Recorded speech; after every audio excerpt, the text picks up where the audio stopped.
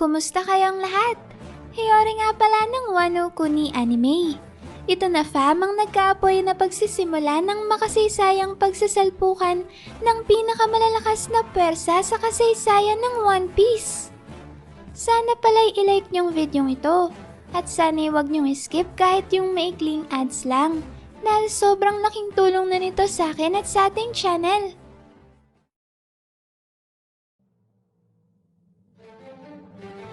Kaagad na nagsimula ang action fam sa pagpapatuloy ng huling eksena sa nakaraang chapter, kung saan pinakilala na sa mga Celestial Dragons ang sorpresa ng Human Hunting Tournament sa taong yun. At ito nga yung pagkakatuklas sa mga nalalabing miyembro ng Devi Clan na palihim palang naninirahan sa isla ng God Valley. Dito fam ay kaagad ngang nagngit-ngit sa galit ang mga Celestial Dragons dahil hindi sila makapaniwala na kahit 800 taon nang lumipas, ay may natitira pa palang miyembro ng Devi Clan na nabubuhay sa mundo. Kitang-kita naman sa eksenang ito ang labis na pagkamuhi ng mga Celestial Dragon sa Devi Clan, at kagad nga nilang pinagbabato ang mga ito gamit ang kanikanyang mga sandata. Dito fam may sinabi ng mga world nobles na ang Devi Clan ang siyang pinakakinasusuklumang lahi sa kasaysayan ng mundo. May isa namang nagsabi na siguro raw ay may lahi ring buccaneer ang Devi Clan. Sinabi naman ng iba na isang malaking banta raw sa kanilang buhay kung hahayaan pa nilang patuloy na umiral ang mga nalalabing miyembro ng Devi Clan. Kaya naman kung magagawa raw nilang maubos ang mga ito ngayon, ay may tuturing na isang napakalaking tagumpay para sa lahat ng mga Celestial Dragons. Sinubukan naman ng MC ng tournament na sawayin ng mga kalahok na Celestial Dragons na tumigil na sa pagbato ng kanilang mga sandata sa mga miyembro ng Devi Clan dahil mababawasan raw sila ng puntos sa oras na may mapatay sila sa mga to, lalo na't hindi pa nagsisimula ang palaro. Pagkatapos niyan fam, may makikita naman natin ang mga miyembro ng Devi Clan na kasalukuyang nakaposas ang mga kamay at tahimik lang na iniinda ang pambabato sa kanila ng mga Celestial Dragons. Kapansin-pansin na rin sa eksenang ito ang pagprotekta kay Teach ng kanyang ina na matapang na sinalagang mga binabato sa kanilang mga sandata. Kitang-kita talaga dito fam ang matinding trauma na naranasan ni Teach mula sa mga demonyong Celestial Dragons na ngayon nga ay tuwang-tuwa pa sa kanilang ginagawang kahayupan sa mga inosenteng miyembro ng Devi Clan. Sa sumunod na panel naman fam, may makikita natin ang isa sa 5 elders sa si Saint J. Garcia Saturn na pinupuri ang pagkakadiskubre ni Saint Figureland Garling sa Devi Clan. Sumagot naman si Saint Garling at sinabing ang tadhana raw mismo ang siyang gumawa ng paraan upang matagpuan nila ang mga natitirang miyembro ng Devi Clan na matagal nang nagtatago sa kanila. At pagkatapos nga fam ng maikling usapang yan ay maririnig naman natin ng MC ng palaro na sinasabing ipapakilala na raw niya ang mga paboritong kalahok ng mga Celestial Dragons na manalo sa tournament. Dito na biglang lumipat ang chapter kay Dragon, kung saan malalaman natin na kausap pa rin pala niya ang naghihingalong ina ni na Shanks at Shamrock. Mula nga fam sa labas ng bahay na pinagtataguan ng ina ng kambal ay maririnig natin ang kanyang tinig na sinasabing huli na raw ang lahat para sa kanya dahil malapit na siyang mawalan ng buhay. At ito raw ang dahilan kung bakit nakikiusap siya kay Dragon na dalhin ang kanyang kambal sa isang individual na tatanggap sa kanila. Isang individual na may mabuting kalooban na magpapalaki sa kanyang mga anak na merong pagmamahal at pagmamalasakit. Basta't ang pinakahinihiling niya raw kay Dragon ay ang tiyakin na wag mapupunta ang kanyang kambal sa kanilang ama na siguradong lalason sa kanilang mga pagkatao. Pagkasabi naman niya ng ina ni na Shanks ay sa puntong ito na siya tuluyang nalagutan ng hininga. At dito na rin natin makikita si Dragon na nagmamadaling tumakbo upang hanapin ang kinaroroonan ng mga anak ng misteryosong babae. Habang tumatakbo nga si Dragon ay sinabi niya sa kanyang isipan na bagaman hindi niya raw personal na kilalang misteryosong babae, ay para bang may kung anong persa na nagtutulak sa kanya na gawin ng lahat, matupad lang ang kahilingan nito. Sinabi ni Dragon na kung sakali man na mabigo siyang sagipin ng kambal, ay tila ba pakiramdam niya ay magkakaroon ito ng isang mabigat na konsekwensya at sa huli magiging masama ang epekto nito sa kinabukasan ng mundo. Pagkatapos naman yan fam ay muling lumipat ang eksena sa human hunting tournament ng mga Celestial Dragons, kung saan kasalukuyan ng inaanunsyo ng MC ng palaro ang tungkol sa 150 rare na targets na nagkakahalaga ng matataas na puntos at ang 13 super rare targets na may pinakamalaking halaga na 10,000 points bawat isa. Pagkasabi nga niya ng MC ay kagad na nagsigawan ng mga kalahok na Celestial Dragons dahil sa sobrang pananabik. At sa dulo nga ng tagpong ito ay makikita natin ang batang si Kuma na nagsisimula ng pagpawisan dahil sa labis na pagkatakot. Dito fam ay muli namang nagsalita ang MC ng palaro na sinabing opisyal nang magsisimula ang human hunting tournament sa loob lamang ng 1 oras.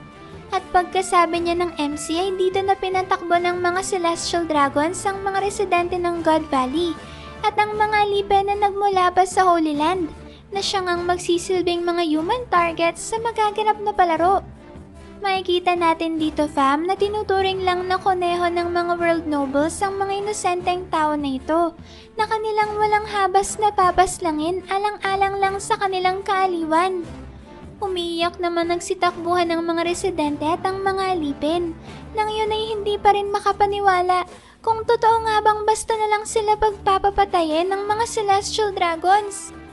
Sinabi pa ng isa sa mga ito na kailangan raw nilang sikaping mabuhay sa loob ng 3 linggo upang tuluyan na silang makalaya sa walang awang palarong ito ng mga world nobles. May isa namang nagsabi na ang tangi lang raw nilang pag-asa sa ngayon ay ang tumakbo, habang ang iba naman ay naghanap na ng magandang lugar kung saan sila maaaring magtago. Hindi naman nga nagtagal fam at mabilis na lumipas ang 1 oras. At ngayon ay opisyal nang nagsimula ang human hunting tournament ng mga world nobles sa God Valley. Dito fam ay makikita natin ang mga Celestial Dragons na labis-labis ang excitement habang nag-uunahang makahanap ng kani-kanyang mga human targets upang maaga silang makaipon ng mataas na puntos. Kasabay naman yan ay maririnig natin ang mga sigaw ng mga mamamayan at ng mga alipin na nauna nang mapaslang ng mga kalahok na Celestial Dragons. Sa sumunod na panel naman fam ay makikita natin ang isang pamilya na nagtatago sa likod ng isang malaking bato. Subalit sa kasamaang palad ay hindi nila mapigilan ang malakas na pag-iyak ng kanilang sanggol. At dahil nga dyan fam, ay mabilis silang nakita ng isang napadaang Celestial Dragon. Pilit namang nagmakaawang mga magulang ng sanggol na wag na raw sanang idamay ng world noble ang kanilang anak. Subalit katulad nga ng inaasahan natin sa napakasamang pag-uugali ng mga Celestial Dragons, ay walang awa pa rin itong tinuluyang paslangin ng buong pamilya, kasamang walang kalaban-labang sanggol.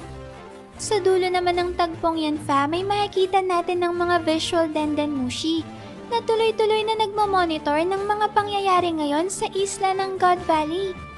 Sa sumunod na panel naman fam ay isa-isa na nating masasaksihan ng walang habas na pagpaslang ng mga Celestial Dragons sa mga inosenteng human targets. Ang isa nga sa mga ito ay umiiyak habang humihingi ng saklolo, habang ang isa naman ay nagmamakaawa na wag paslangin ng kanyang asawa. At sa ikatlo namang eksena ay makikita natin ang ilang bilang ng mga tao na nagsisibagsakan sa lupa dahil sa kanilang pagkasawi, habang nakamulat at puno ng luha ang kanilang mga mata. At sa parehong ang eksena ay maririnig din natin ang malakas na tawanan ng mga malademonyong world nobles. Pagkatapos naman yan fam, may sunod na ipinakita ang sitwasyon ngayon sa Holy Land Marishwa, kung saan kasalukuyan ring nakamonitor ang iba pang mga Celestial Dragons sa nagaganap na human hunting game ngayon sa isla ng God Valley. Mula nga sa tahanan ng mga world nobles ay maririnig natin ang masayang sigawan na pinagdiriwang ang matataas na puntos na nakukuha ng kani-kanyang mga pamilya. At kasabay naman yan fam ay dito na rin inanunsyo ng MC ng palaro ang mga nangungunang kalahok, katulad ng Figureland family na sa mga oras na to ay ang siyang nakakuha ng pinakamalaking puntos, habang ang Habet at Manmayer family naman ay pumapangalawa sa kanila. Sa sumunod na panel naman may makikita natin ang mga Celestial Dragon sa Marisha na kinikilig habang pinapanood ang sunod-sunod na pagpaslang ni Saint Garling sa mga human targets sa God Valley. Makikita rin natin dito na pinagpupustahan pala ng mga world nobles ang palarong ito, kung saan ang isa nga sa kanila ay pumusta na mananalong Shepherd family sa Clan War, habang si Ganko naman ang kanyang pinili pagdating sa individual category. Hindi naman makapaniwala ang kanyang kausap sa kanyang napili, dahil hindi raw ba't may tuturing lang si Ganko na isang pet o alagang aso na pagmamay-ari ng mga Holy Knights. Sa sumunod na panel naman may opisyal lang pinakilala sa chapter si Ganko bilang isang Holy Knight mula sa Man-Mayer family. At dito na rin inanunsyo ng MC ng palaro na nakakuha ulit ng bonus points ng Man-Mayer family. Kasabay niyan ay makikita natin sa eksenang ito na magkakasabay na tinuhog ng mga arrows ni Ganko ang tatlong super rare na human targets. Kapansin-pansin naman na tinataglay na pala ni Ganko sa puntong ito ang parehong Devil Fruit ability na ginagamit niya ngayon sa Elbaf. Pagkatapos niyan ay saglit namang lumipat ang eksena sa ibang parte ng isla, kung saan makikita natin ang isang grupo ng mga sundalong marines na nagpapahayag ng kanilang pagkaingit kay Saint Garling dahil mapapanlunan raw nito ang pinakamagandang babae sa mundo na si Shaki. Mukhang ang mga marines na yan ang naatasang magbantay sa pinagkukulungan ngayon kay Shaki upang tiyakin na hindi ito makakatakas. Talaga namang nakakagulat malaman na may mga marines palang nakakaalam tungkol sa ginagawang human hunting tournament ng mga Celestial Dragons. At ang mas nakakabigla dito ay tila ba okay lang sa kanila ang kasuklam-suklam na bagay na to. Pagkatapos naman yan ay lumipat ng eksena kay Saint Shepherd Summers na kasalukuyang pinapababa ang isang batang human target na umakyat sa isang puno. Dito may makikita natin si Saint Summers na sinisipa ang nasabing puno habang sinasabihan ng bata na tumalo na ito pababa dahil meron daw siyang ginawang matinik na kutsyon para sa bata. Takot namang umiiyak ang kawawang bata na ngayon ay sumisigaw at sinusubukang paalisin ng Holy Knight. Makikita naman natin sa dulo ng panel ang matutulis na tinik na pinalabas ng Devil Fruit ability ni Saint Summers na ngayon ay nakapalibot sa pana ng puno. Sa gitna naman ng eksenang yan may bigla na lang dumating ang ama ng bata at pilit na nakiusap kay Saint Summers na wag nitong puntiryahin ang kanyang anak. Sakto namang nakabitaw mula sa kanyang pagkakahawak ang bata dahil nga sa ginagawang pagsipa ni Saint Summers sa puno. At dahil dyan ay kagad ngang kumilos ang ama ng bata upang saluhin ang kanyang anak. Yun nga lang sa kasamang palad ay pagkasalo ng ama sa kanyang anak ay doon na rin sila sabay na tinuhog ng matutulis na tinik ni Saint Summers. Sa halip naman na maaway, tila ininsulto pa ni Saint Summers ang mag-ama at bakit siyang sinabi na naantig raw ang kanyang puso sa kanyang nasaksihan. Sa sumunod na panel naman may muling bumalik ang eksena kay Dragon na ngayon ay patuloy pa ring hinahanap ang kinaroroonan ng kambal na anak ng misteryosong babae. Dito ay nagsimulang magdalawang isip si Dragon kung itutuloy pa ba niya ang pagtupad sa kahilingan ng ina ni Shanks. Nag-aalala kasi si Dragon na sa oras na sawayin niyang mga Celestial Dragons ay baka hindi lang siyang ipabitay ng mga ito, kundi pati ng buong platoon na kanyang kinabibilangan ay baka madamay at mapugutan rin ng ulo. Habang iniisip naman niya ni Dragon ay hindi niya mapigilan na masuka dahil sa mga nakita niyang nagkalat na walang buhay na katawan ng mga tao na pinagpapapatay ng mga Celestial Dragons. Saglit namang pinakita sa sumunod na panel ang eksena sa isang marine battleship kung saan tinatanong ng isa sa matataas na opisyal ng Marines ang platoon leader ni Dragon kung naroon na raw ba ang lahat ng miyembro ng kanyang team. Kinumpirma naman ito ng platoon leader, subalit sa kanyang isipan ay halos murahin na niya si Dragon dahil hanggang ngayon ay hindi pa rin ito bumabalik. Iniisip dito ng platoon leader na siguraduhin lang raw ni Dragon na hindi siya nagtangkang pumunta sa loob ng isla dahil kung hindi siguradong mananagot ang kanilang buong platoon. Pagkatapos niyan may bumalik na ulit ang eksena kay Dragon na ngayon ay nakatago sa may bandang likod ng isang world noble na pumupuntirya sa ilang batang human targets na nag-uusap sa may di kalayuan. Sinabi dito ng Celestial Dragon na sa wakas ay natagpuan na raw niya ang batang Buccaneer na nagkakahalaga ng 10,000 puntos. Kapansin-pansin naman ang pagiging tensyonado ni Dragon sa eksenang to dahil nga sa pagkabalisa ng kanyang ekspresyon at sa pagtagaktak ng pawis sa kanyang muka. Makikita naman natin sa sumunod na panel na kabilang pala sina Kuma at Ivankov sa mga batang nag-uusap na pinupuntirya ngayon ng Celestial Dragon. Dito may pinapaliwanag ni Ivankov na nag-iilusyon lang raw ang kanyang mga kasama kung naniniwala pa rin sila na tutuparin talaga ng mga Celestial Dragons ang binigay nilang patakaran na ang sino mang matitirang buhay pagkatapos ng 3 linggo ay tuluyan ng makakalaya mula sa pagiging alipin. Sinabi dito ni Ivankov na ang tanging paraan lang raw upang sila ay makalaya ay kung sama-sama silang tatakas mula sa mismong palarong ito ng mga Celestial Dragons. Pagkasabi nga niya ni Ivankov ay kinumbinsin niya si Kuma na malaki ang kanilang tsansang makalaya kung magtutulungan silang makaalis papalayo sa God Valley. Kasabay niyan may makikita natin si Dragon na palihim pa rin nagmamasid habang sinasabi na hindi pa rin pala nawawala ng pag-asa ang mga kawawang biktima ng human hunting tournament sa isla. Sa puntong ito naman nagsimula ang Celestial Dragon na itutok ang kanyang sandatang rifle upang punteriyahin ang mismong puso ni Kuma. At hindi pa nga lumilipas ang isang sandali, ay kagad na umilingaw-ngaw ang putok ng isang baril. Makikita naman natin sa sumunod na panel na hindi pala ang rifle ng World Noble ang siyang pumutok, kundi ang baril na hawak-hawak ni Dragon na walang mintis na tumama sa Celestial Dragon. Dahil dyan may matagumpay na nailigtas ni Dragon ang parehong buhay ni Kuma at Ivankov na sa hinaharap nga ay siyang magiging mga pundasyon ng kinatatakutang organisasyon ng World Government na Revolutionary Army. Pagkatapos naman yan may patuloy pa rin nating makikita ang walang awang pagpaslang ng mga Celestial Dragons sa mga walang kalabang-labang human targets sa God Valley. Subalit sa gitna nga ng kasiyahan ng mga Celestial Dragons, ay bigla na lang nating makikita ang isang malakas na pagsabog sa bandang silangang bahagi ng God Valley. Kagad namang napatanong ang isang Celestial Dragon kung saan raw ba nanggaling ang pagsabog na yon. Sumagot naman ang mga nakastation na marine sa isla at iniulat na ang pagdating raw ng Rocks Pirates sa God Valley ang pinagmulan ng pagsabog. At ang matindi pa nga raw dyan ay hindi lang ang Rocks Pirates ang lumulusob ngayon sa isla, kundi pati na ang iba't iba pang mga sikat na mga pirate crews.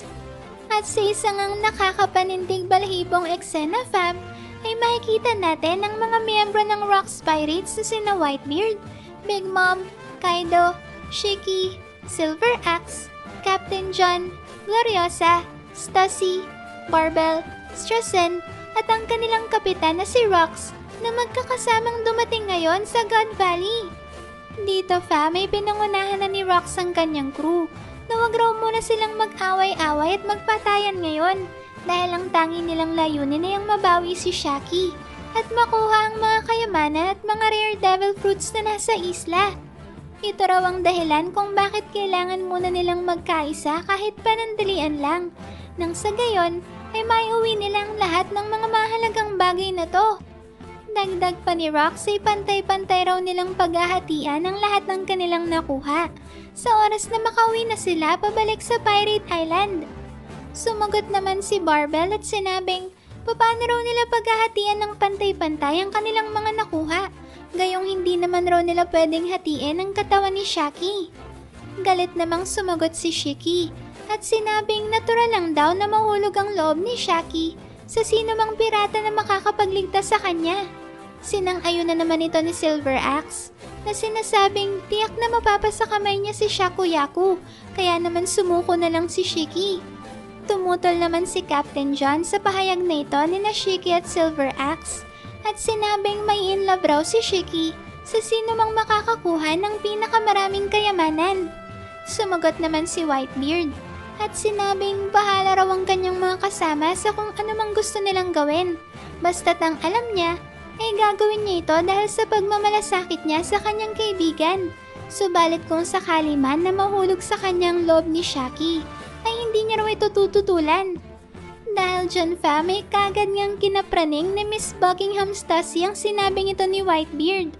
Nakakatawa naman ang naging pagpapantasya ni Gloriosa na sinasabing sa oras raw na may ligtas niya si Shaki ay siguradong magkakautang na loob na sa kanya si Roger at kapag nangyari nga daw yun ay posibleng magkatuluyan na silang dalawa. Sinabi naman dito ni Strassen na natuwag raw si Ochoku kaya hindi ito sumama sa God Valley at dahil nga raw dito ay pagbabawalan na nila itong makapasok sa loob ng bar ni Shaki. Sinabi naman ni Big Mom na nababaliw na ang kanyang mga kasama dahil kahit nga raw bumaliktad pa ang buong mundo ay hindi raw pagtutuunan ng atensyon ni Shaki ang sino man sa kanila. Nakakatuwa rin namang makita si Kaido fam na sa kabilangan ng pagkuhumaling ng kanyang mga kapwa Rocks Pirate crew kay Shaki ay mas inuna pa rin niya ang kanyang pangungulit kay Big Mom kung tototohanin raw ba nito ang kanyang sinabi na bibigyan siya nito ng isang devil fruit. Pagkatapos naman yan fam, may makikita natin ang isang battleship ng Marines na nagsisimula ng paputukan ng kanyon ng barko ng Rocks Pirates. Binaliwala naman ni Rocks ang ginawang aksyon na ito ng mga Marines at inutusan ng helmsman ng kanyang crew na ibunggo ang kanilang barko sa mismong Marine battleship na nagpaputok sa kanila. Hindi naman nga makapaniwala ang mga Marines na lula ng battleship na bubunggoy na sila ngayon ng barko ng Rocks Pirates. Kaya naman dahil dyan ay sinigaw ng mga Marines na ito na kailangan nilang iiwas ang kanilang battleship sa lalong madaling panahon dahil kung hindi ay siguradong mababangga sila ng barko ng crew ni Rocks. Mukhang nagtagumpay naman si Rocks sa kanyang plano at tuluyan na nga nilang binangga ang battleship ng Marines. Dito fa may sinabihan pa ni Rocks ang mga Marines na sumuko na lang dahil sinasayang lang ng mga ito ang kanilang oras. At pagkasabi nga niya ni Rocks ay pinangunahan niya ang kanyang crew sa pagsugod papunta sa pinakaloob na bahagi ng God Valley. Makikita naman natin sa sumunod na panel na nagawang mawasak ng barko ng Rocks Pirates ang sinagasaan nitong battleship ng Marines. At sa tindi nga ng momentum ng pag-abante ng barko ng Rocks Pirates ay nagawa nitong makaahon sa tubig at ngayon ay tuluyan na itong sumadsad sa dalampasigan ng isla. Kung titingnan naman natin ang mabuti ang eksenang yan fam, ay mapapansin natin na mukhang hindi lang pala ang momentum ng barko ang bumasak sa ilang mga battleship ng Marines. Dahil sa gitna nga ng panel, ay makikita natin si Rocks na tumalon sa unahan at nagpakawala ng isang malakas na shockwave sa pamamagitan ng kanyang signature sword technique. Mula naman sa nawasak na battleships ay makikita natin ang nagsisili parang mga sundalo ng Marines na walang magawa kundi ang matangay na lang sa napakatinding persa na pinakawala ni Rocks. Pagkatapos niyan fa, may nagsimula namang magkagulo ang mga Celestial Dragons dahil sa nagdadagsa ang mga pirata na lumulusob ngayon sa God Valley. At dahil nga dyan fam, ikagad na binungangaan ng mga Celestial Dragons ang mga Marines na sinasabing sa oras daw na may mawala sa kanila na kahit isa man lang hibla ng buhok ay tinitiyak nilang mapaparusahan ng pagkabitay ang lahat ng mga Marines na nakadestino ngayon sa isla. Sa dulo naman ng eksenang yan ay makikita natin ulit si Dragon. At sa wakas nga ay mukhang natagpuan na niya ang kinaroroonan ng mga sanggol na sina Shanks at Shamrock. Kasabay niyan fa, may maririnig naman natin ng isang ulat mula sa Marines na pati palang kanlurang bahagi ng God Valley ay isa na rin ngayong danger zone. At ito ay dahil sa pagdating doon ng Roger Pirates. Sinamantala naman ni Dragon ang pagkakataong ito dahil sa gitna nga ng nangyayaring malaking kaguluhan ay matagumpay niyang naitakas ang kambal katulad ng pinakiusap sa kanya ng kanilang ina. Dito fa may napunan ni Dragon na hindi man lang umiyak ang dalawang sanggol sa kabila ng malalakas na ingay na nagmumula sa matinding kaguluhan. Kaya naman dahil dyan ay nasabi ni Dragon na isa raw talagang malaking himala ang pagiging kalmado ngayon ng kambal. Sa sumunod na panel naman fa, may makikita natin ang Marines na pinoprotektahan ng mga Celestial Dragons. at sinusubukang pasunodin ng mga ito papunta sa pinakagitnang bahagi ng isla. Napatanong naman ng isa sa mga Marines kung ano bang nangyayari at bakit pakiramdam niya ay para bang nararanasan na nila ngayon ang katapusan ng mundo. Dito fam ay hindi makapaniwala ang mga Marines na kahit halos kararating nga lang ng Rocks Pirates sa isla, ay bigla-bigla na lang rin sumulpot dito ang Roger Pirates. At kasabay nga ng revelasyong yan, ay isang panibagong malakas na pagsabog na naman ang gumulat sa mga Marines. At sa isa na naman ngang napaka-astig na double page fam, ay makikita natin ang Roger Pirates na buong persang lumulusob sa God Valley upang sagipin ang kanilang pinakamamahal na si Shaki. Una sa mga alamat na ito ay ang monster trio ng old era na sina Roger, Rayleigh at Gaban, na sinundan naman ng iba pang Roger Pirates crew na sina Don Quino, Peter Moo, Jackson Banner, Max Marks, Taro, Mr. Momora, Prangram at Mogrem. Katulad naman nga ni Rox fam ay pinangunahan na rin ni Roger ang kanyang crew na siya raw ang bahalang magligtas ng mag-isa kay Shaki. Lalo na't wala naman raw chance ang mga ito sa dalaga. Kaya naman dahil dyan ay sinabihan ni Roger ang kanyang crew na mag-focus na lang sila sa pagkuha ng mga kayamanan sa isla upang hindi sila makasagabal sa kanya. Nakakatawa naman fam ang nangyari sa sumunod na eksena. Dahil sa sobrang focus nga ng Roger Pirates na mailigtas si Shaki, ay hindi na pala nila naririnig ang mga pinagsasasabi ng kanilang kapitan. Kaya naman dahil dyan ay hindi nila sinasadyang maapak-apakan si Roger dahil nga sa labis na pagmamadali upang makarating na agad sila sa kinaroroonan ni Shaki. Humingi naman ng tawad si Roger sa kanyang crew dahil naunawaan nito ang kanilang gugustuhan na masagip ang kanilang kaibigan. Makikita naman natin si Saint Garling sa dulo ng panel na sobrang dismayado sa biglaang pagkaputol ng human hunting tournament dahil sa hindi inaasahang pag-atake ng mga pirata sa God Valley. Galit namang tinawag ng ilang Celestial Dragon si Saint Garling na tinatanong kung ano pa raw bang tinatayo-tayo nito doon at bakit hindi pa to kumikilos para protektahan ng mga world nobles sa isla. Dito na fam nagsimulang gumawa ng aksyon si Saint Garling at kasama ang kapwa niya Holy Knights ay sabay-sabay silang naghanda para makipaglaban. Kasabay naman niya na inutusan ng Holy Knights ang mga Marines na umatras na muna upang gawing prioridad ang pagprotekta sa mga Celestial Dragons dahil silang mga Holy Knights na raw ang siyang bahala na humarap sa mga pirata. Sa puntong ito ng kwento fam may tanging sina Saint Garling, Saint Summers at Gonko pa lang ang kilala nating miyembro ng Holy Knights at ang natitirang 5 miyembro ay hindi pa pinapakilala sa atin ni Oda.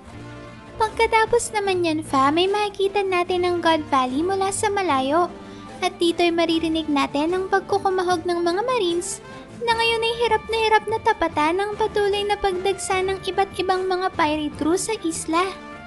Dito fam may kaliwat kanan ng mga dumadating na ulat sa Marines na sa bawat sulok nga raw ng isla ay hindi tumitigil ang pagdating ng mga bagong grupo ng mga pirata.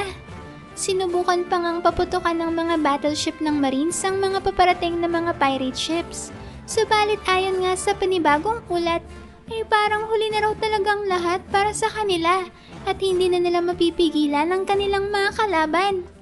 Sa sumunod na panel naman fam, may makikita natin sina Whitebeard at Shiki na walang kahirap-hirap na pinapabagsak ang lahat ng mga nakakasalubong nilang Marines na tila ba mga insekto lang ang mga ito para sa kanila. Iniulat naman dito ng mga Marines na patuloy nga lang raw ang pagbuhos ng mga pirata sa lahat ng direksyon ng God Valley. Subalit hanggang sa puntong to ay hindi pa rin nila alam kung ano bang layunin ng mga piratang to at bakit bigla na lang sumulpot ang mga ito sa isla. Sa gitna naman ng mga pangyayaring yan fam ay may bigla na lang dumating na isang misteryosong individual na may hawak na isang bala ng kanyon sa kanyang kamay na kanya namang binato sa direksyon ng mga pirata. Habang ginagawa ito ng individual fam ay sinabihan niya ang mga pirata na wag naman raw sana nilang hatiin ang kanyang mga tauhan na para bang ang mga ito ay mga gulay lang. Hindi naman nga nagtagal fam at sumabog ng napakalakas ang binatong bala ng kanyon ng misteryosong individual na mabilis rin namang nakapagpabagsak at nakapagpalipad sa ilang mga pirata. Mukhang matindi-tindi rin ang persa ng pagsabog na to, fam, dahil kagad nitong naagaw ang atensyon ni na Rox at Roger. Dito'y bakas sa mukha ng dalawa ang labis na pagtataka kung sino kaya ang gumawa ng malakas na pagsabog na yon. Wala naman, fam, sa di kalayuan ay matatanaw natin ang isang panibagong marine battleship na kararating lang ngayon sa God Valley. Pagkakita naman nga nito ng mga sundalong marines, ay kagad silang nagdiwang at tila ba nagkaroon sila ng panibagong pag-asa.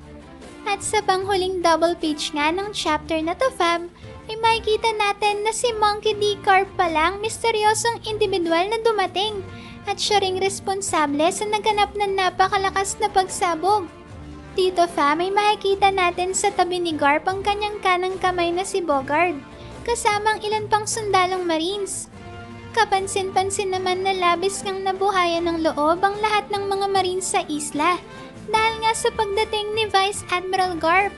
At sa puntong ito na nga rin, fam, nakuha ni Garp ang kanyang titulo bilang Hero of the Marines dahil sa pagliligtas niya sa kanila mula sa napakatinding persa ng pinakamalalakas na pirate cruise sa kasaysayan.